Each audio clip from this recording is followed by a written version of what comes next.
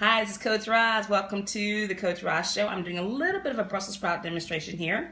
It is the fall season, and I love Brussels sprouts in the fall. And I got them on this big stalk this time with a greater value. They're fresh, they stay longer. Now, I'm going to roast these Brussels sprouts. I find that's the best tasting Brussels sprouts when it gets roasted. When I'm going to roast this, I don't want to roast it whole like this because it's not going to crisp up, soften easily, or give me as much flavor. So I want to cut them in half, and sometimes a big one I'll cut into fourths. Now there's a bit of a knob on here, and you saw how I pulled them off the stalk. You want to keep that knob on there. Don't get rid of it. You're gonna want to like chop that off because it's not edible. Don't chop it off. Why don't you want to chop it off? If you chop it off, your little leaves will fall apart.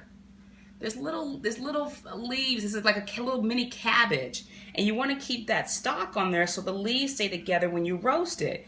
Trust me, when you finish roasting it, if you want to trim that off, you can, but you're going to have little pieces of Brussels sprouts that stay together and not all over your pan, burning, not looking as presentable. You've heard me say many times, we don't just eat food that we tasted. We actually we taste food by looking at it, feeling it, tasting it, smelling it.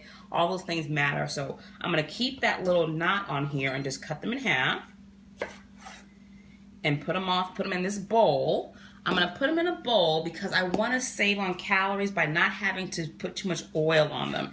You see the chefs on television, they cut the vegetables up and they put them on their big roasting pan. Then they drizzle oil on them. They say about a tablespoon of olive oil. Trust me, with that drizzle they're doing, it is about 2, 3, 4 tablespoons of olive oil sometimes.